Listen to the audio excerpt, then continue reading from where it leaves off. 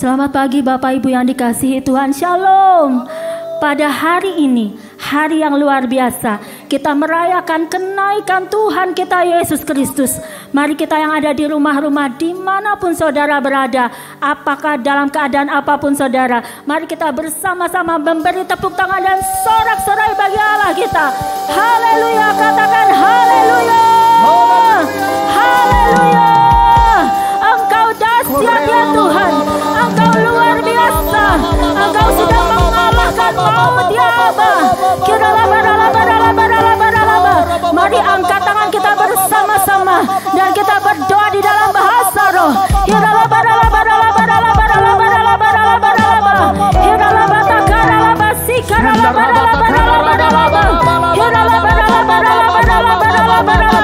Kuasa kebangkitan-Mu bekerja di rumah-rumah ya Tuhan. Kuasa kebangkitan-Mu bekerja dalam hidup kami. Sebab Allah yang kami sembah bukan Allah yang mati, tapi Dia sudah mengalahkan maut.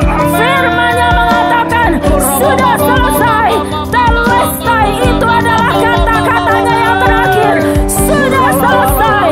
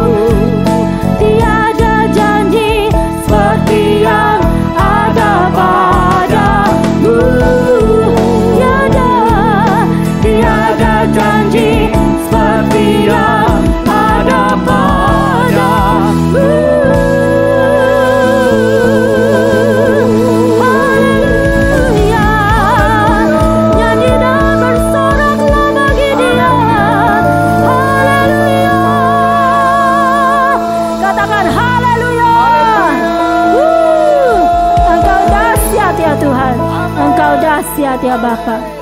Berapa banyak hari ini yang percaya bahwa Yesus sudah naik ke surga untuk menyediakan tempat bagi setiap kita. Untuk itu hari ini kita bersorak-sorai bagi Dia. Sorakan haleluya. Mari angkat suara kita lebih lagi di hadapan Tuhan. Mari kita bertepuk tangan bagi Raja di atas segala raja. Dia Allah yang hidup, Dia Allah yang sudah naik. Sama-sama katakan.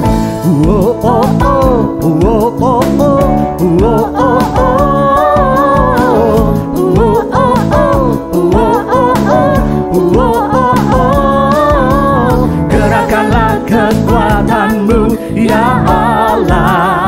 Amin.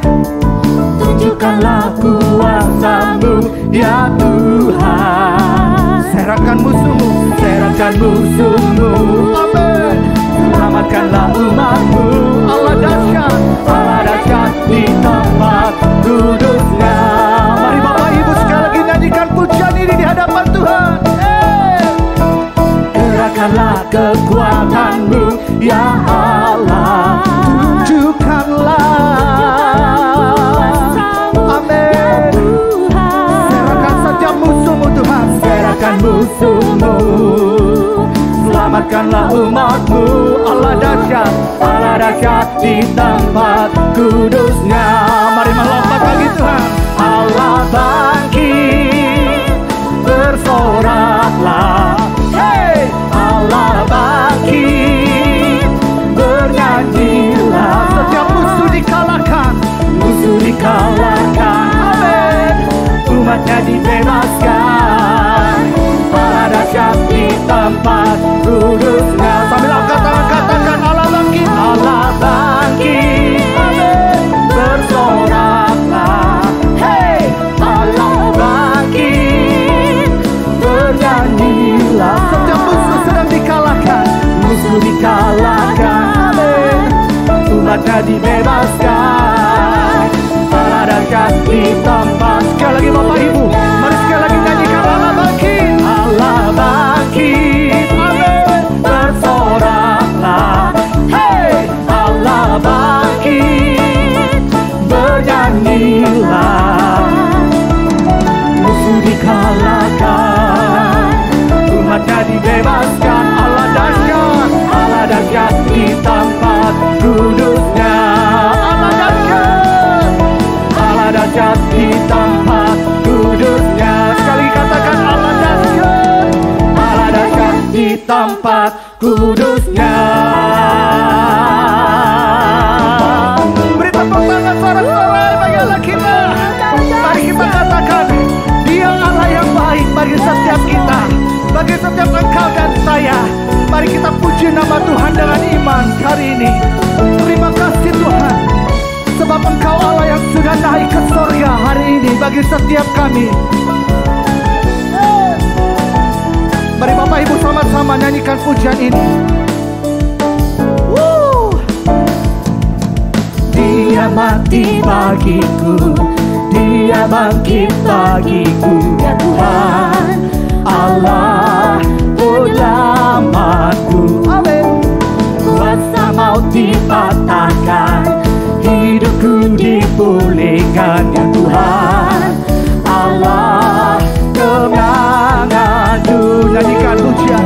Dia sungguh baik, Dia sangat baik. Yesus, Dia baik bagiku. Amin. Dia sungguh baik, Dia sangat baik. Yesus, Dia baik bagiku. Mari Bapak Ibu sekali lagi angkat pujian ini, katakan Dia mati bagi, amin. Dia bangkit bagiku, Dia Tuhan Allah penyelamatku. Hey, Kuasa maut dipatahkan, hidupku dipulihkan, Dia Tuhan Allah kemenangan. sambil angkat tangan katakan Dia sungguh baik, Dia sangat baik. Yesus, Dia baik bagiku. Dia sungguh baik. Dia sangat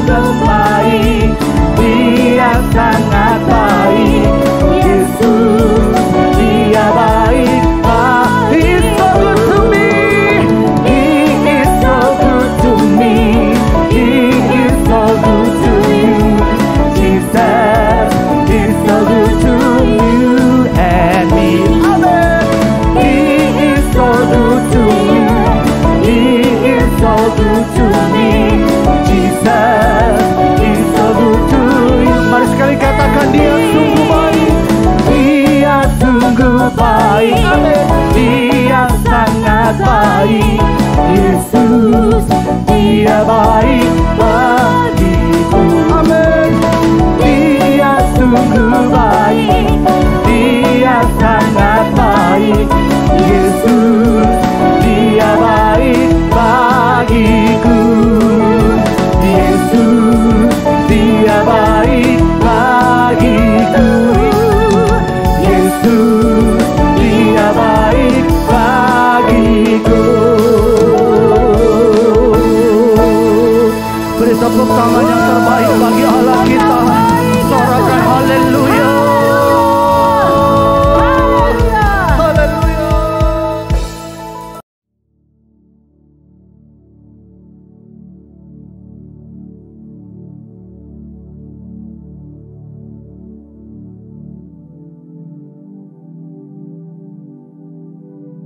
Shalom semuanya. Alkitab berkata, Yesus mati karena dosa-dosa kita. Dia dikuburkan, tetapi pada hari yang ketiga Dia dibangkitkan. Setelah Tuhan Yesus bangkit, selama 40 hari Tuhan Yesus menampakkan diri kepada lebih dari 500 murid-muridnya untuk membuktikan bahwa Dia hidup. Setelah memberikan pesan terakhir, maka dengan disaksikan murid-muridnya, Tuhan Yesus terangkat ke sorga. Saya percaya kalau kita berada di sana waktu itu, kita pasti akan sama dengan murid-murid Tuhan Yesus yang melihat bahwa Tuhan Yesus bertambah tinggi. Ketika mereka melihat ke bawah, ternyata kaki Tuhan Yesus sudah tidak menyentuh tanah lagi. Perlahan tapi pasti, Tuhan Yesus terangkat ke sorga. Makin lama makin kecil, sampai ada awan yang menutupi dan hilang dari pandangan mata. Sementara mereka terheran-heran melihat ke langit, maka ada 2 orang yang berpakaian putih di dekat mereka yang berkata, "Hai orang-orang Galilea, mengapakah kamu berdiri melihat ke langit? Yesus ini yang terangkat ke sorga meninggalkan kamu, akan datang kembali dengan cara yang sama seperti kamu melihat Dia naik ke sorga." Dari ayat ini saya percaya kalau yang melihat Tuhan Yesus naik ke sorga adalah murid-murid Tuhan Yesus, maka yang akan melihat Tuhan Yesus turun dari sorga menjemput gerejanya adalah murid-murid Tuhan Yesus. Tuhan Yesus berkata dalam Yohanes 14 ayat 1-3, "Janganlah gelisah hatimu. Percayalah kepada Allah. Percayalah juga kepadaku. Di rumah Bapa-Ku banyak tempat tinggal. Jika tidak demikian, tentu aku mengatakannya kepadamu. Sebab aku pergi ke situ untuk menyediakan tempat bagimu. Dan apabila aku telah pergi ke situ dan telah menyediakan tempat bagimu, aku akan datang kembali dan membawa kamu ke tempatku, supaya di tempat di mana aku berada, kamu pun berada."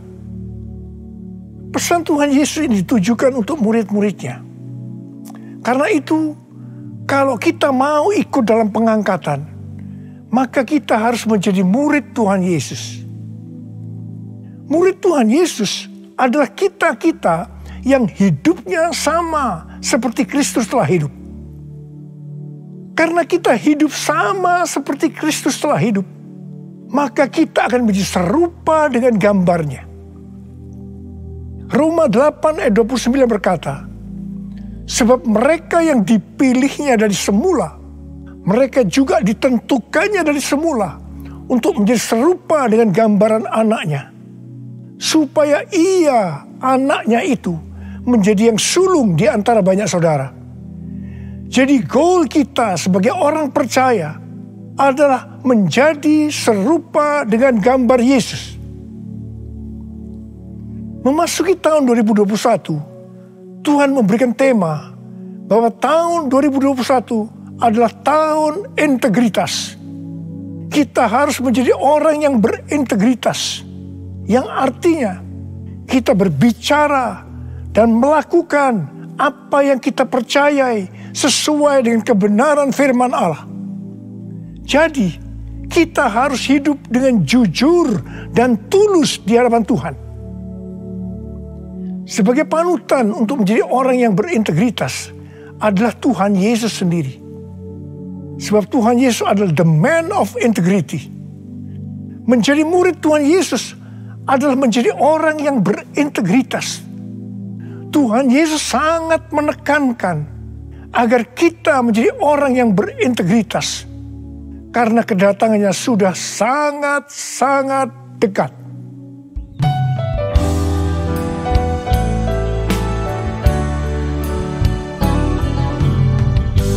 All my life you have been faithful, and all my life you have been so good. With every breath that I am able, I will sing of the goodness of God. All my life you have been faithful, and all my life you have been so good. With every breath that I am able, I will sing of the goodness of God. I will sing of the goodness of God. I will sing of the goodness of God.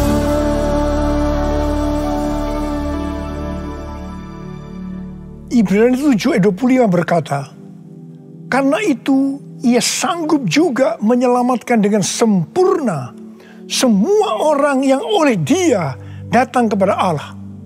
Sebab Ia hidup senantiasa untuk menjadi pengantara mereka. Tuhan Yesus di sorga menjadi pengantara kita. Artinya, sebagai pendoa syafaat bagi kita, supaya kita selamat secara sempurna. Kalau kita berbicara tentang keselamatan, maka ada 3 hal yang harus diperhatikan. Yang pertama, keselamatan bisa hilang. Yang kedua, hampir-hampir tidak diselamatkan. Yang ketiga, selamat dengan sempurna. Orang yang sudah percaya bisa kehilangan keselamatan. Matius 7 ayat 21 sampai dengan 23 berkata, bukan setiap orang yang berseru kepadaku, Tuhan, Tuhan, akan masuk ke dalam kerajaan sorga, melainkan dia yang melakukan kehendak Bapakku yang di sorga. Pada hari terakhir, banyak orang akan berseru kepadaku, Tuhan, Tuhan, bukankah kami bernubuat demi namamu, dan mengusir setan demi namamu, dan mengadakan banyak mujizat demi namamu juga? Pada waktu itulah aku akan berterus terang kepada mereka dan berkata, aku tidak pernah mengenal kamu. Enyahlah daripadaku, kamu sekalian pembuat kejahatan. Ini merupakan peringatan bagi hamba-hamba Tuhan yang sedang dipakai oleh Tuhan, agar pelayanan yang diberikan oleh Tuhan itu semata-mata hanya untuk menyatakan kemuliaannya, bukan untuk kemuliaan diri sendiri, bukan untuk mencari keuntungan pribadi, bukan untuk popularitas, di mana ini semua bisa mengakibatkan hilangnya keselamatan. Contoh seorang murid yang kehilangan keselamatan adalah Yudas. Yudas mengikut Yesus begitu lama, bahkan dicatat dalam Lukas 9 ayat 1 sampai dengan 6, ia bersama murid-muridnya yang lain pernah melakukan berbagai mujizat dan pelayanan kesembuhan. Namun, ia akhirnya memilih meninggalkan Tuhan. Maka hilanglah keselamatannya. Mengenai hampir-hampir tidak diselamatkan, 1 Korintus 3 ayat 10 sampai dengan 15 berkata, bahwa kita membangun hidup kita ini dengan dasar Yesus Kristus. Pertanyaannya, bahan apa yang kita gunakan untuk membangun kehidupan kita ini? Apakah dengan bahan emas, perak, batu permata, ataukah dengan bahan kayu, rumput kering, atau jerami?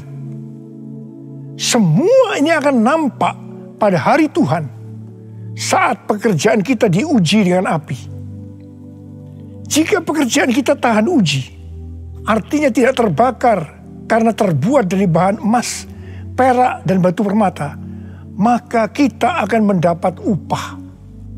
Tetapi sebaliknya, kalau pekerjaannya itu terbakar karena bahan yang digunakan adalah kayu, rumput kering, atau jerami, maka akan menderita kerugian. Selamat sih selamat, tetapi seperti keluar dari dalam api. Artinya hampir-hampir tidak diselamatkan. Hampir-hampir tidak diselamatkan dapat diartikan, yang pertama, kehilangan upah atau pahala. Yang kedua, kedudukan yang rendah di sorga. Yang ketiga, kehilangan kesempatan pelayanan dan kekuasaan di sorga. Dan yang keempat, kehilangan kemuliaan dan kehormatan di hadapan Allah. Mari, saya akan mengajak saudara untuk memperhatikan dengan serius pekerjaan pelayanan kita. Terutama juga termasuk kualitas kehidupan. Jangan menjadi orang Kristen yang acuh tak acuh, agar kita mendapatkan upah di sorga. Tuhan Yesus berada di sorga untuk mendoakan kita agar mendapat keselamatan yang sempurna. Bukan untuk kehilangan keselamatan, atau bukan hampir-hampir tidak diselamatkan. Supaya doa Tuhan Yesus ini terjadi, maka sesuai dengan 2 Petrus 1 ayat 5-11 dikatakan bahwa kita harus berusaha dengan sungguh-sungguh. Dengan sungguh-sungguh berusaha menambahkan kepada iman kita kebajikan. Artinya berbuat baik. Kemudian tambahkan lagi pengetahuan. Kemudian tambahkan lagi penguasaan diri. Tambahkan lagi ketekunan. Tambahkan lagi kesalehan, yang artinya hidup kudus. Tambahkan lagi kasih akan saudara-saudara seiman. Dan tambahkan lagi kasih akan semua orang. Kalau kita melakukan ini semua dengan sungguh-sungguh, maka kita akan lebih mengenal Tuhan Yesus Kristus. Dan kita tidak akan pernah tersandung. Dengan demikian, kita akan dikaruniakan hak penuh untuk memasuki kerajaan kekal, yaitu kerajaan Tuhan dan Juru Selamat kita, Yesus Kristus. Artinya, kita mendapatkan keselamatan yang sempurna. Haleluya! Oh, haleluya! Oh, haleluya! Haleluya! Haleluya! Oh, haleluya! Oh, haleluya! Haleluya! Haleluya!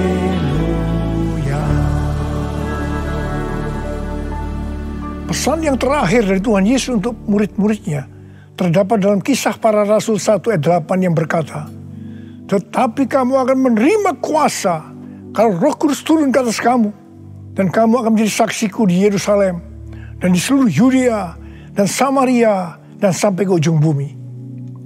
Setelah memberikan pesan yang terakhir itu, Tuhan Yesus naik ke sorga. Setelah itu apa yang dilakukan oleh murid-muridnya?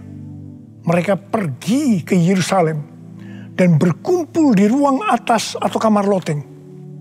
Mereka melakukan ini karena Tuhan Yesus yang menyuruh mereka agar tidak meninggalkan kota Yerusalem, karena mereka akan diperlengkapi dengan kekuasaan dari tempat tinggi. Tuhan Yesus berkata, "Sebab Yohanes membaptis dengan air, tetapi tidak lama lagi kamu akan dibaptis dengan Roh Kudus." Murid-murid yang berkumpul berjumlah sekitar 120 orang. Kisah Para Rasul 1 ayat 14 bagian A berkata, mereka semua bertekun dengan sehati dalam doa bersama-sama. Yang artinya mereka berdoa, memuji dan menyembah Tuhan dalam unity siang dan malam. Ini adalah prinsip restorasi Pondok Daud. Ini adalah prinsip menara doa. Pada hari raya Pentakosta, jadi 10 hari setelah mereka berkumpul itu, tiba-tiba turunlah dari langit suatu bunyi seperti tiupan angin keras yang memenuhi seluruh rumah di mana mereka duduk. Mungkin seperti ini.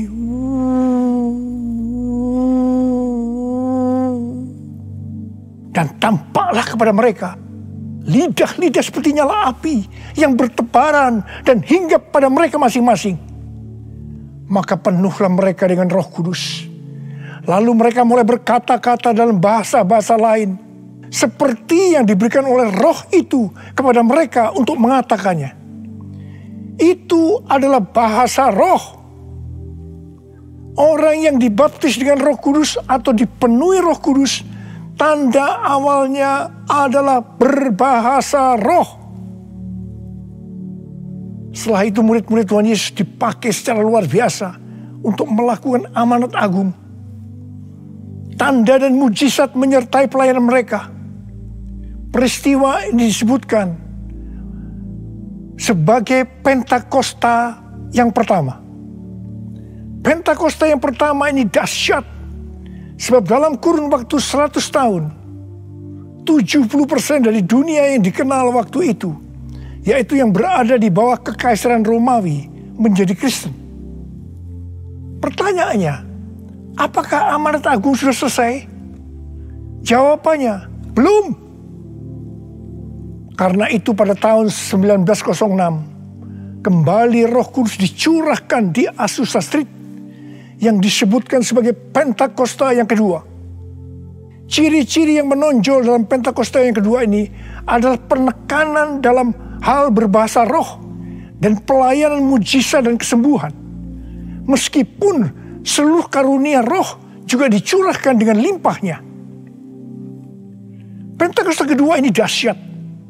Sebab menurut Gordon Conwell Theological Seminary, bahwa 77,9% dari kekristenan yang ada pada saat ini dimulai dari awal abad ke-20.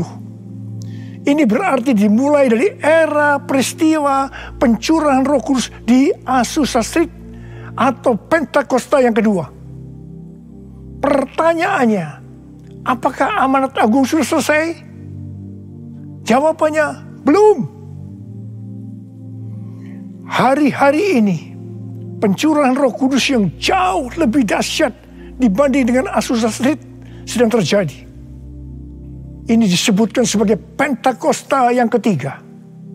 Seperti yang terjadi pada Pentakosta pertama dan Pentakosta yang kedua. Maka berbahasa roh dan pelayanan kesembuhan juga terlihat begitu intens. Saya percaya dengan Pentakosta ketiga ini, amanat agung Tuhan Yesus akan selesai. Dan Tuhan Yesus akan datang kembali.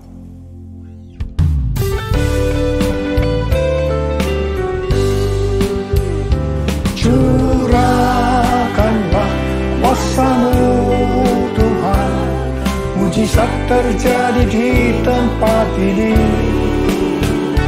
Curahkanlah kuasa-Mu Tuhan, mujizat terjadi sekarang ini. Curahkanlah kuasa-Mu Tuhan, mujizat terjadi di tempat ini. Curahkanlah kuasa-Mu Tuhan, mujizat terjadi sekarang ini. Mujizat terjadi sekarang ini. Mujizat terjadi sekarang ini. Rasul Paulus berkata dalam 1 Korintus 14 ayat 5 bagian A, "Aku suka supaya kamu semua berkata-kata dengan bahasa roh." Selain itu dalam 1 Korintus 14 ayat 18, Rasul Paulus juga berkata, "Aku mengucap syukur kepada Allah bahwa aku berkata-kata dalam bahasa roh lebih daripada kamu semua. Saya sangat mengaminkan apa yang dikatakan oleh Rasul Paulus ini. Dan saya juga berdoa agar apa yang dikatakan oleh Rasul Paulus ini juga terjadi pada kita. Yang percaya katakan amin. Apa yang terjadi kalau kita berbahasa roh? Yang pertama, kita akan lebih berani bersaksi tentang Yesus. Kita ingat Petrus, di mana sebelum dia dibaptis dengan Roh Kudus, dengan tanda awal berbahasa roh, dia pernah menyangkal Yesus sebanyak 3 kali sebelum ayam berkokok. Setelah berbahasa roh, dia berani bersaksi tentang Tuhan Yesus, tidak peduli disesah dan dipenjarakan. Yang kedua, kalau kita berbahasa roh, maka sesuai dengan 1 Korintus 14 ayat 4 dikatakan, siapa yang berkata-kata dalam bahasa roh, dia membangun dirinya sendiri.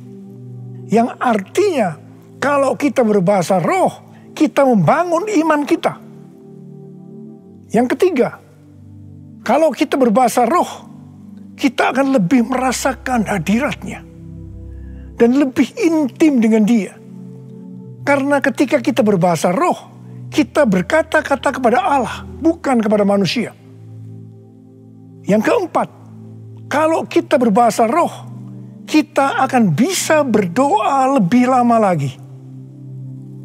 Dan yang kelima, sesuai dengan 1 Korintus 14 ayat 14 dan 15 yang berkata, sebab jika aku berdoa dengan bahasa roh, maka rohkulah yang berdoa. Tetapi akal budiku tidak turut berdoa. Jadi apakah yang harus kubuat? Aku akan berdoa dengan rohku. Tetapi aku akan berdoa juga dengan akal budiku. Aku akan menyanyi dan memuji dengan rohku. Tetapi aku akan menyanyi dan memuji juga dengan akal budiku.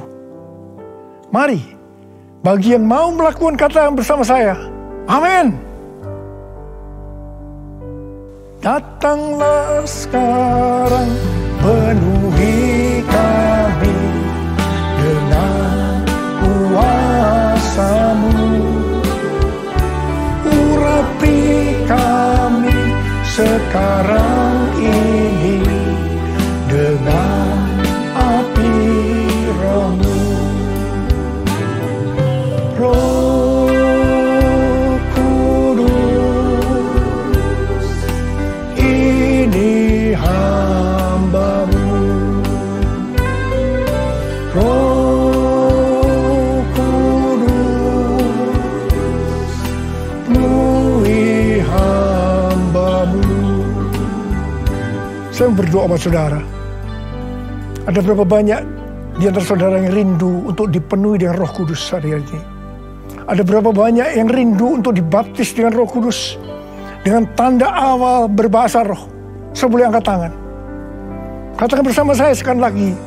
Anointing, fall on me. Anointing, fall on me. Let the power of the Holy Spirit fall on me.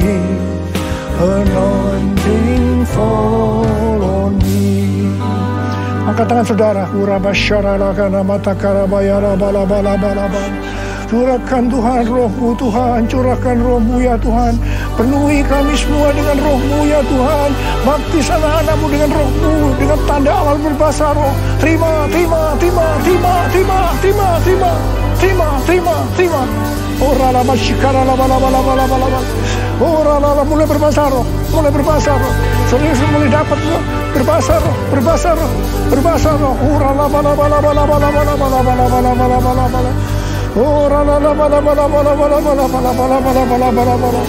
Oh dia la bala.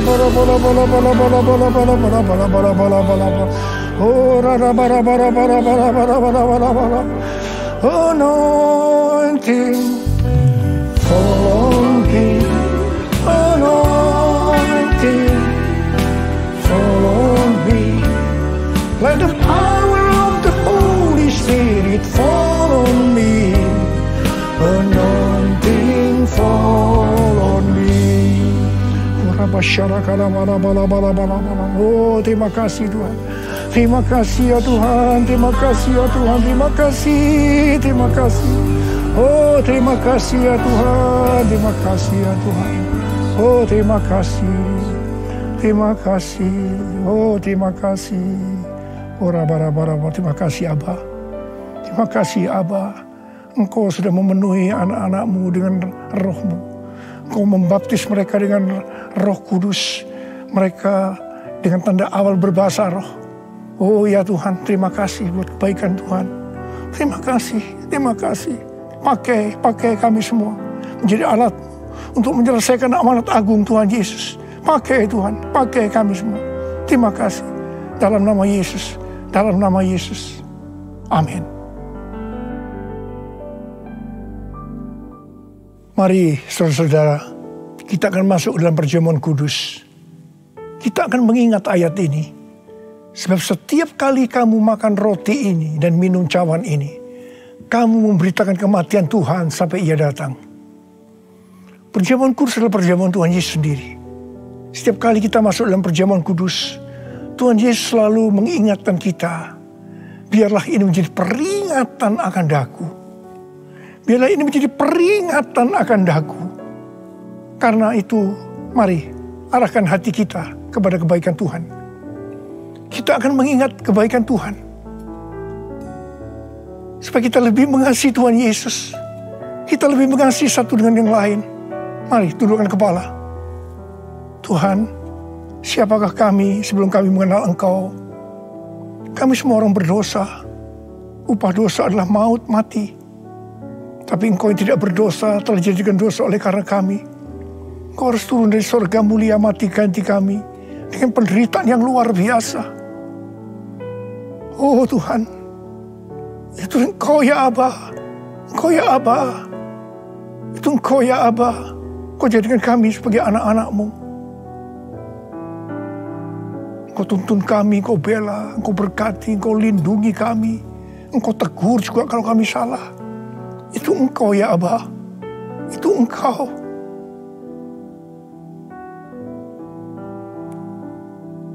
Tuhan akan memberkati saudara dan saya melalui perjamuan kudus ini.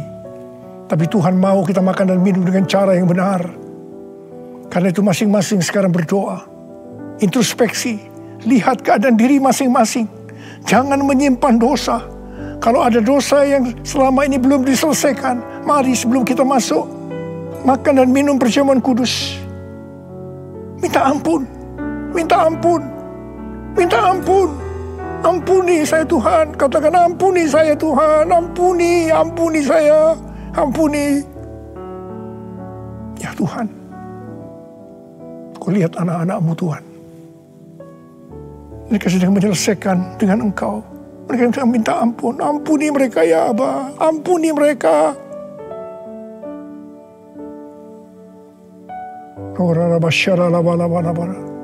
Mari sekarang kita masuk dalam perjamuan kudus dengan hati yang penuh ucapan syukur.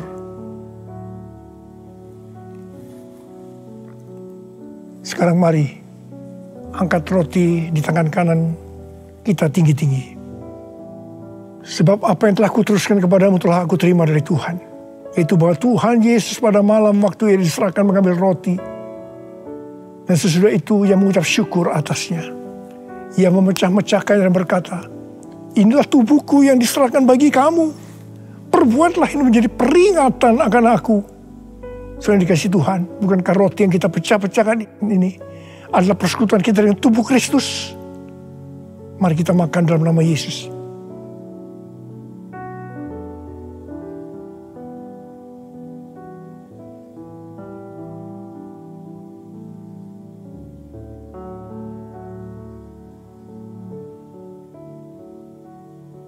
Sekarang angkat cawan di tangan kanan kita tinggi-tinggi.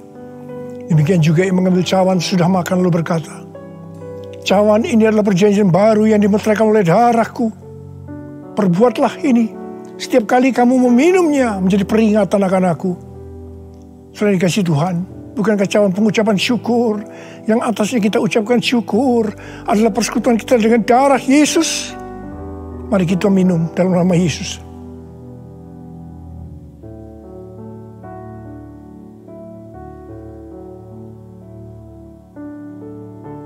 Karena mari angkat tangan kita di hadapan Tuhan. Ucapkan syukur.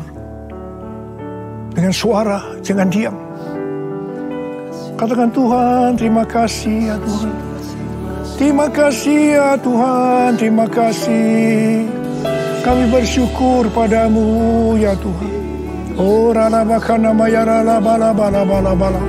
Oh, terima kasih, terima kasih. Oh Tuhan, terima kasih, Engkau baik. Engkau baik ya Tuhan, Engkau baik ya Tuhan. Engkau baik. Mari kita katakan bersama, Tuhan Yesus. Tuhan Yesus, Engkau baik. Terima kasih buat kebaikan-Mu ya Tuhan. Terima kasih buat kebaikan-Mu. Oh Jesus. All my life you have been faithful. All my life you have been so good. With every breath that I am able, I will sing of the goodness of God. All my life you have been faithful. And all my life you have been so good. With every breath that I am able, I will sing of the goodness of God. I will sing of the goodness of God.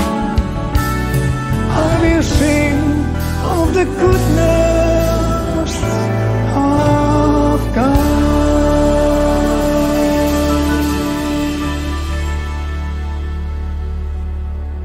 Sekarang terimalah berkat Tuhan. Kasih karunia yang berlimpah-limpah daripada Allah Bapa dalam Anak yang tunggal Yesus Kristus. Persekutuan yang manis dengan Roh Kudus menyertai saudara sekalian mulai hari ini. Sampai Tuhan Yesus datang kembali menjemput kita di awan-awan dan bahkan sampai selama-lamanya. Yang percaya bersama-sama katakan, Amin.